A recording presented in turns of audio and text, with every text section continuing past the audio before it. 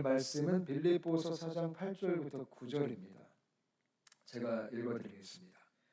끝으로 형제들아 무엇에든지 참되며 무엇에든지 경건하며 무엇에든지 옳으며 무엇에든지 정결하며 무엇에든지 사랑받을 만하며 무엇에든지 칭찬받을 만하며 무슨 덕이 있든지 무슨 기림이 있든지 이것들을 생각하라.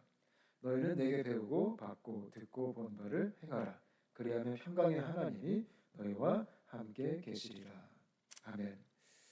저희가 계속해서 빌립보서 말씀을 요즘 나누고 있습니다. 솔직히 말씀드리면 제가 지금 예배 다 끝나고 아무도 없는 본당에서 이 설교를 다시 녹화를 하고 있어요. 아까 예배 마치고 유튜브 업로드 하려고 보니까 이 설교 녹화가 음성이 너무 하울링이 많이 나가지고 전달 자체가 안 되는 거예요. 그래서 지금 집에 잠시 갔다가 다시 본당에 와서 교회 와서 이 설교를 녹화하고 있습니다. 뭐 이렇게 아무도 없는 곳에서 녹화를 하고 있지만 하나님의 말씀이 유튜브를 통해 잘 전달되었으면 좋겠습니다. 지난주 복습 먼저 해드릴게요. 지난주는 기도에 대한 얘기를 좀 했습니다. 아무것도 염려하지 말고 감사함으로 하나님께 아뢰라. 그런 말씀이 있잖아요. 기도에 대한 내용을 좀 같이 나눴었는데 이 기도라는 것은 주도권을 주님께 넘기는 겁니다. 그게 성경이 말하는 기도의 핵심입니다. 세상이 말하는 기도는 신한테 달라고 요청하는 거잖아요. 성경이 말하는 기도는 우리의 모든 주도권을 하나님께 옮겨드리는 겁니다. 우리가 움켜잡고 있는 것이 아니라 주님 손에 내가 맡겨드립니다. 그게 참된 기도의 자세고 참된 기도의 본질이에요. 저는 저와 여러분이 기도하시면서 우리 인생의 주도권을 주님께 넘겨드릴 수 있는, 왜냐하면 내가 왕이 아니고 주님이 왕이시잖아요. 주님이 다스려 주셔야지만 우리 인생 또한 평안할 수 있거든요. 그 은혜를 누리게 되시기를 축복합니다. 근데 빌립보서 4장 6절과 7절을 보면 그렇게 주님께 아뢰일 때 약속하셨어요. 그러면 평강의 하나님께서 우리의 마음과 생각을 지키시리라. 굉장히 중요한 포인트를 사도 바울이 얘기했어요. 기도 응답에 대한 얘기인데요. 우리는 흔히 응답 그러면 어떤 물리적인 응답을 원할 때가 많아요. 근데 빌립보서 4장 7절이 말하는 것은 너희 마음과 생각을 지키시리라. 가장 중요한 것 같아요. 마음을 지켜주고 생각을 지켜주는 것. 여러분 곰곰이 생각해 보시면 이 생각이라는 영역이 굉장히 중요합니다. 우리가 인생을 살다 보면 우리가 행하는 모든 것들이 다 처음 시작은 생각입니다. 그러니까 좋은 생각을 하면 좋은 마음이 되고요. 좋은 마음을 품으면 좋은 결심을 하고요. 또 좋은 결심을 하면 좋은 행동을 하게 되는 겁니다. 생각으로 다 시작하는 거예요. 근데 반대로 악한 것도 마찬가지예요. 악한 생각을 하면 악한 마음을 품게 되고 악한 결심을 하고 악한 행동을 하는 거예요. 그래서 사탄도요, 마귀도요, 그렇게 생각 공격을 참 많이 합니다.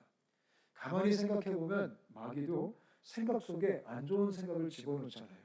부정적인 생각, 미워하는 생각, 음란한 생각. 거기에 사로잡히면 삶이 피폐해지는 거예요. 저는 우리의 생각 속에 이 빌립보서 4장 7절이 얘기하듯이 하나님의 지켜주심, 하나님의 보호하심이 있으시기를 축복합니다. 그리고 더 나아가 성령님께서 우리의 생각을 주장하셔서 우리에게 거룩한 생각을 주시고 우리에게 선한 생각을 주시고 우리에게 하나님 나라의 생각을 주셨으면 좋겠습니다. 지난주에는 이제 그런 기도에 대한 내용을 나눴어요. 오늘은요, 아까 읽어드렸던 4장 8절부터 9절을 보면 선택에 대한 이야기를 하고 있습니다. 예수 믿는 사람들이 살아갈 때 특별히 이런 선택의 갈림길에 놓였을 때 어떻게 선택할 것인가. 그런 너무나 중요한 영적 원리가 오늘 본문을 통해 우리가 좀 배울 수가 있어요. 저는 저와 여러분 오늘 말씀을 같이 공부하면서 믿음으로 잘 선택하는 그런 크리스천들 되셨으면 좋겠습니다. 제가 8절을 다시 한번 읽어드릴게요. 이렇게 말합니다. 끝으로. 여기서 끝으로는 정말 이제 거의 끝나간다 이런 뜻입니다. 형제들아 무엇에든지 참되며 무엇에든지 경건하며 무엇에든지 옳으며 무엇에든지 정결하며 무엇에든지 사랑받을 만하며 무엇에든지 칭찬받을 만하며 무슨 덕이 있든지 무슨 기름이 있든지 이것들을 생각하라 이렇게 말합니다. 지금 이 짧은 8절 한 구절 안에 계속적으로 반복되는 단어가 있어요. 그게 뭐냐면 무엇에든지라는 단어입니다. 여러분 이게 어떤 뜻일까요? 제가 설교를 준비하면서 좀 연구하고 묵상해 보다가 이런 결론을 내렸어요. 무엇에든지 이 뜻은 이렇게 설명할 수 있습니다. 무엇을 하든지 이렇게 설명할 수 있고요. 또 이렇게도 가능해요. 어디를 가든지. 또 이렇게도 가능해요. 어떤 상황 속에 놓여 있든지. 이렇게 해석이 가능합니다. 그러니까 모든 상황 속에서 어떤 상황 속에서 어디를 가든지 무엇을 하든지 그런 얘기입니다. 근데 이 단어를 가만히 보면 마치 하나님께서 우리들에게 옵션을 주신 것 같습니다. 그러니까 오픈시켜 놓으신 거죠. 옛날에 그 비행기를 타면 옛날에 종이 티켓을 줬거든요. 그 당시에는 오픈 티켓이라는 것이 있었어요. 오픈 티켓을 사면 조금 비싸긴 했지만 날짜가 적혀 있잖아요. 그 날짜를 내가 오픈시켜서 마음대로 정할 수 있는 거예요. 그게 오픈 티켓이에요. 근데 이 무엇이든지를 가만히 보면 마치 오픈 티켓처럼 하나님께서 무언가를 하나 딱 집어주시는 것이 아니라 우리에게 이런 오픈 티켓, 이런 옵션들을 주셨다라고 생각하시면 돼요. 여러분 선택을 한번 생각해 볼게요. 여러분 흔히 예수 믿는 사람들이요, 크리스천들이 어떤 선택의 기로에 놓여 있었을 때 우리가 흔히 기대하는 게 뭐죠? 이 선택을 지금 우리는 누가 해줬으면 좋겠어요. 우리는 이런 생각합니다. 보통 하나님이 좀 속 시원하게 해줬으면 좋겠다. 그러니까 하나님이 해주시는 거다. 아니면 2번 내가 하는 거다. 여러분은 둘 중에 뭐가 맞는 것 같아요? 근데 제가 많은 분들을 만나보면 대개는 1번을 얘기합니다. 그래도 선택은 하나님이 해주셔야죠. 하나님이 골라주셔야죠. 내가 뭘 할까요? 이걸 할까요? 저걸 할까요? 하나님이 골라주셔야죠. 내가 어디를 갈까요? 이 길로 갈까요? 저 길로 갈까요? 하나님이 골라주셔야죠. 그래서 많은 크리스천들은 이 선택의 문제를 놓고 뭐 하냐면 열심히 기도하기 시작합니다. 우리가 어떤 기도하죠? 하나님 뭐 해야 될까요? 하고 물어보기 시작합니다. 하나님 어디로 갈까요? 라고 우리가 엽죽기 시작합니다. 하나님 A입니까? 아니면 B입니까? 하나님 이 대학입니까? 아니면 저 대학입니까? 이 직장입니까? 아니면 저 직장입니까? 이 집이에요? 아니면 저 집이에요? 우리 집을 고를 때도 기도하잖아요. 그리고 우리는 은근히 기대합니다. 하나님께서 명확하게 한계를 좀 말씀해 주시기를. 예를 들면 A와 B 중에 B다 이렇게 응답을 좀 들려주시기를. 근데 여러분은 어떠세요? 우리가 그렇게 기도해도요, 안타깝게도 많은 경우 그렇게 음성을 듣지 못해요. 왜냐하면 하나님은 우리를 그렇게 인도하지 않으세요. 선택은 하나님이 해주시는 게 아니더라고요. 선택은 우리가 믿음으로 하는 거예요. 저는 저와 여러분이 그런 믿음이 있으시기를 바랍니다.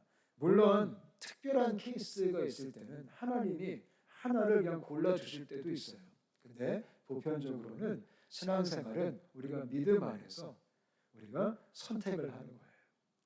그래서 무엇이든지라고 써주신 거예요. 네가 어딜 가든지 뭘 하든지 이렇게 오픈을 시켜주신 거예요. 이걸 우리가 잘 깨닫게 되었으면 좋겠습니다. 그러나 중요한 게 있습니다. 오픈을 시켜주셨지만 오늘 말씀에 기준은 주셨습니다. 우리가 믿음으로 선택해요. 근데 그 선택에 있어서 정확한 기준을 오늘 말씀을 통해 우리에게 알려주셨어요. 그러니까 마음대로 고르면 또 안 돼요. 어떤 기준이 있냐면 그 무엇이든지 뒤에 나오는 단어들입니다. 몇 가지가 나오죠? 첫 번째가 무엇이든지 참되며라고 얘기합니다. 참되다라는 단어는 진실하다라는 뜻이에요. 그러니까 이게 무슨 말이냐면 어떤 선택을 하든지 뭘 하든지 어딜 가든지 그 기준이 진실함이다라는 거예요. 거짓이 없어야 된다. 정직해야 된다라는 거예요. 저는 저와 여러분이 이거를 마음에 새겼으면 좋겠어요. 예수 믿는 사람들은 진실해야 돼요. 하나님이 가장 싫어하는 것 중에 하나가 거짓말이거든요. 거짓된 거. 왜냐하면 사탄의 속성이 거짓의 압이잖아요. 그러니까 거의 하나님 반대말은 거짓이에요.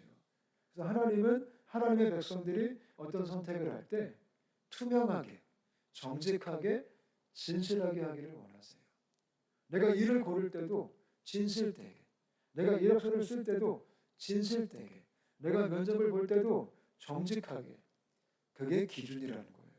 저는 저와 여러분이 그런 진실한 기준, 이 참됨을 소유한 크리스천 되었으면 좋겠어요. 요즘 세상은 거짓말이 판치는 세상이에요. 그죠? 가짜 뉴스부터 시작해서 뭐 속된 말로 그런 말 하잖아요. 뭐 짝퉁도 많고, 그죠? 특히 제가 요즘 볼 때 되게 무서운 게 이 AI 시대잖아요. 이 AI 시대에 살다 보니까 세상에 목소리도 막 집어넣어가지고 조작을 할 수 있어요. 그리고 사진도 막 집어넣어가지고 조작을 할 수 있고요. 하다못해 영상도 집어넣어가지고 그 사람이 안 했는데 한 것처럼 보이게 할 수도 있다는 거예요. 돌아가신 분 목소리를 입혀서 정말 생생하게 들을 수도 있어요. 한때 한국에서 그게 유행했어요. 물론 지금도 있겠죠. AI 바이블. 물론 좋은 의도로 만들었죠. 그래서 먼저 이렇게 하늘나라의 부름을 받으신 목사님들의 목소리로 성경 통독 어플이 있어요.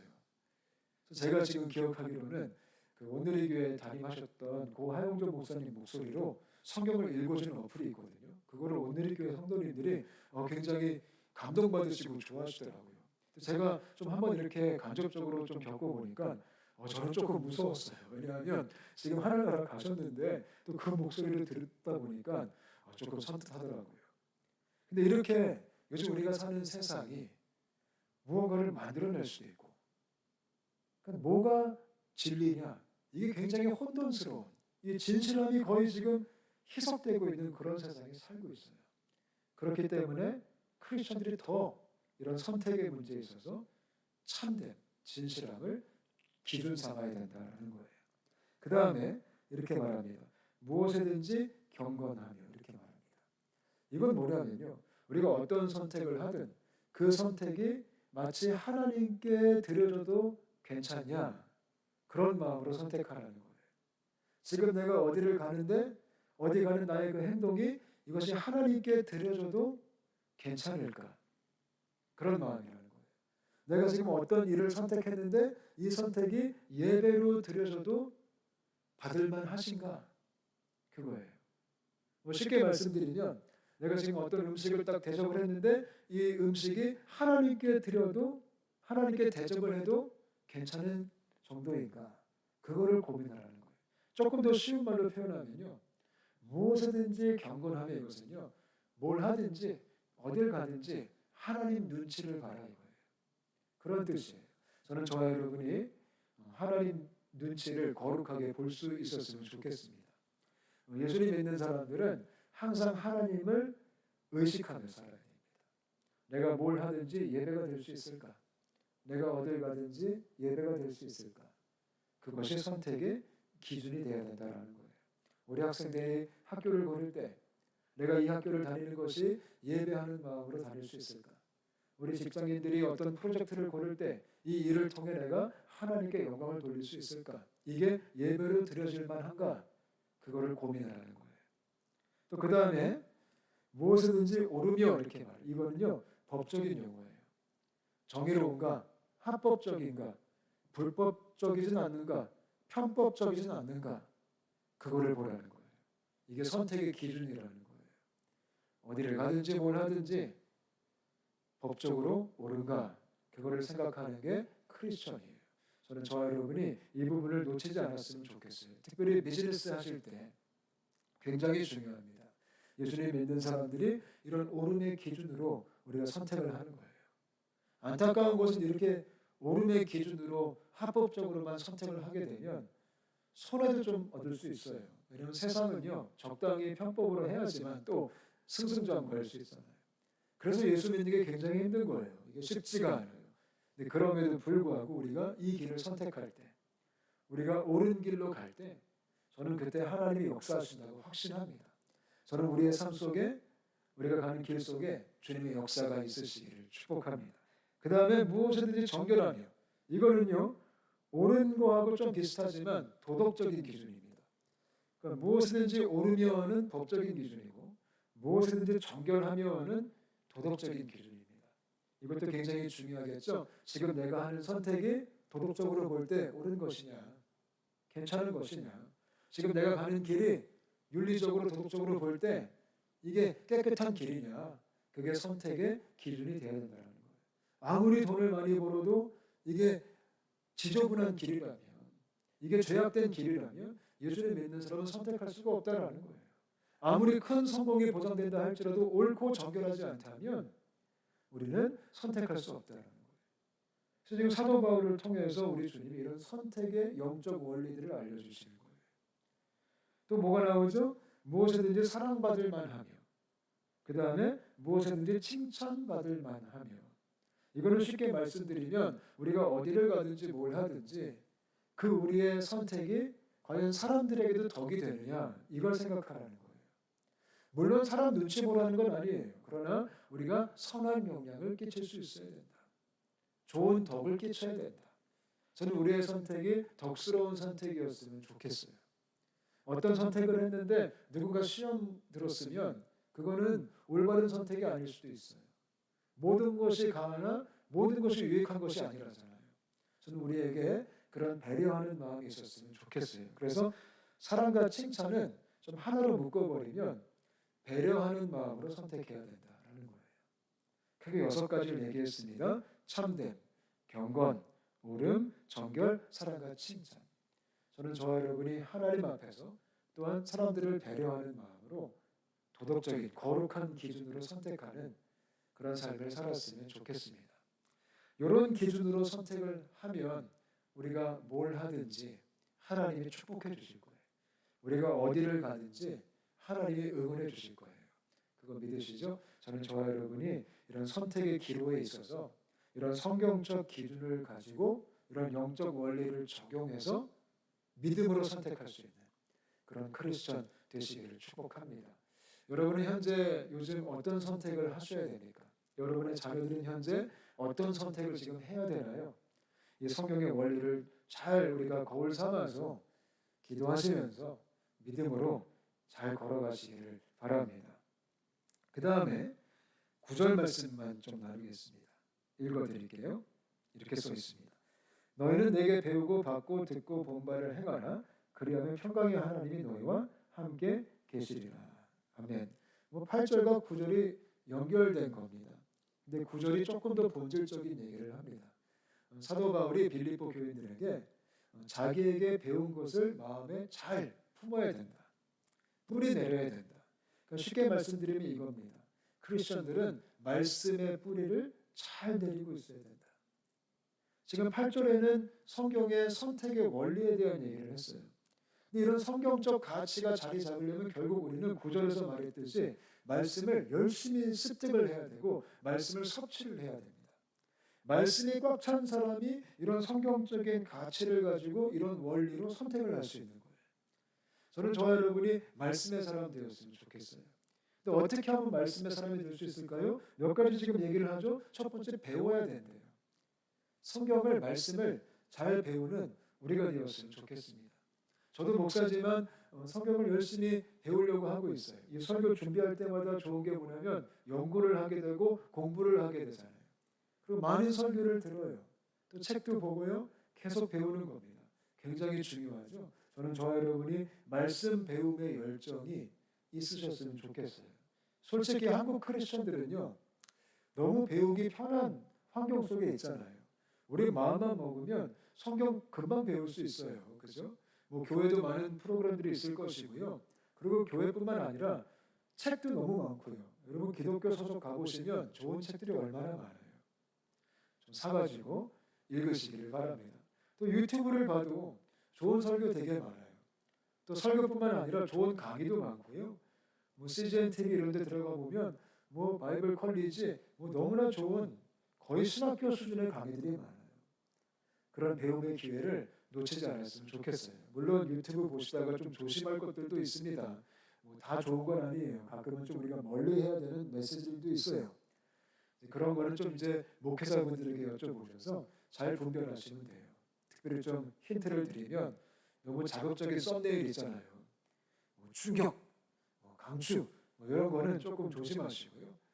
굉장히 노멀한 것들이 사실 좋은 게 많습니다. 그래서 이런 배움의 기회를 잘 잡았으면 좋겠고요. 그 다음에 사도 바울이 독특한 표현을 합니다. 배우고 받고 받는다라는 표현을 해요. 여러분 성경은요.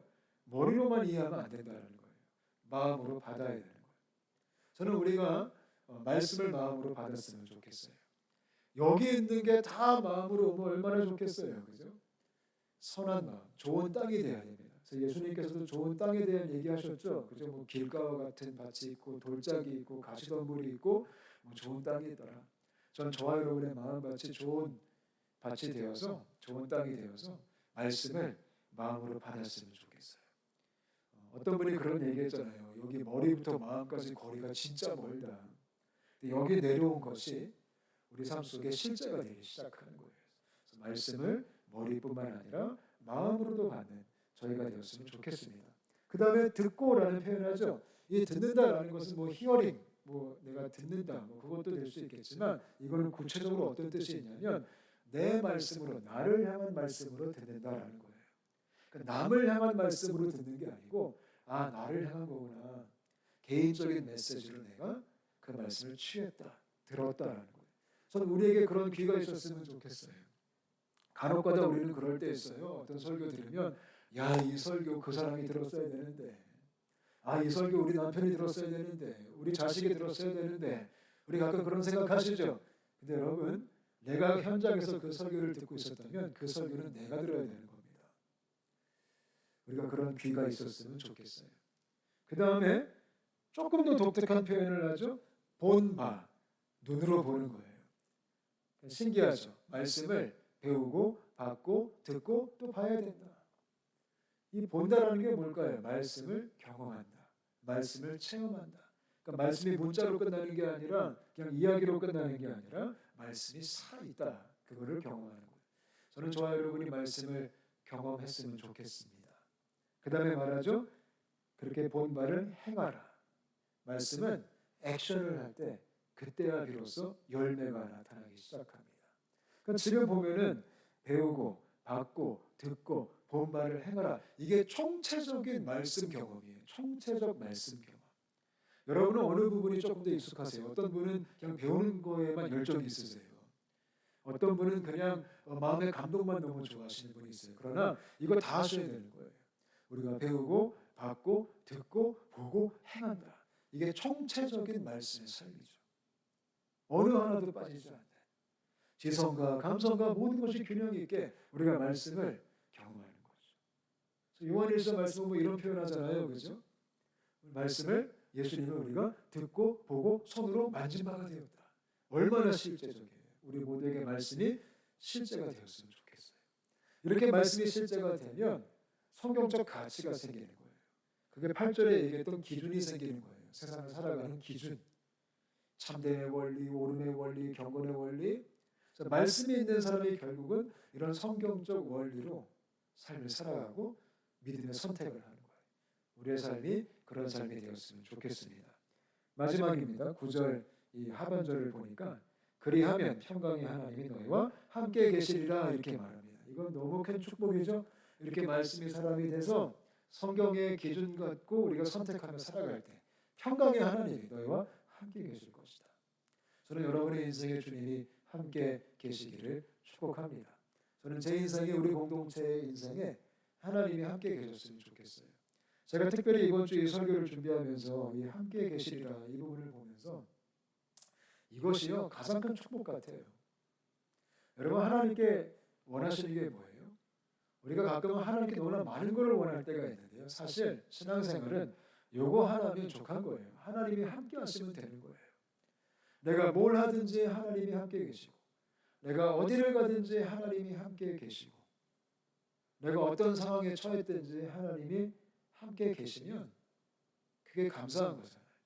저는 저와 여러분이 임마누엘 영원하신 하나님과 동행하는 그런 크리스천 되시기를 축복합니다. 오늘 말씀 다시 한번 정리해 드릴게요. 선택의 기준 중요한 겁니다. 선택은 우리가 믿음으로 하는 거예요. 그러나 마음대로 하는 건 아니에요. 성경적 기준으로 해야 되는 거죠. 근데 이런 성경적 기준이 세워지려면 말씀의 사람이 돼야 돼요. 그래서 말씀을 배우고 받고 듣고 본 바를 행하라. 총체적인 말씀의 사람. 그래서 그 삶을 걸어가기 시작할 때 평강의 하나님이 너희와 함께 계시리라. 같이 한번 기도하겠습니다. 하나님 감사합니다. 우리가 말씀의 사람 되고 싶습니다. 총체적으로 말씀을 경험하고 싶습니다. 말씀을 배우고 말씀을 받고 듣고 본 바를 행하는 그래서 하나님의 역사를 경험하는 그런 저희가 되기를 원합니다.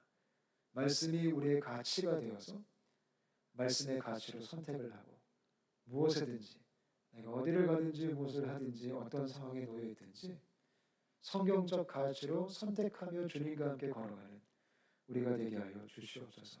그래서 우리의 인생이 평강의 하나님이 함께 계시리라, 이 말씀이 실제가 되는 삶이 될 수 있도록 주님께서 동행하여 주시옵소서. 감사와 찬양을 드리며 살아계신 예수님의 이름으로 간절히 기도합니다. 아멘.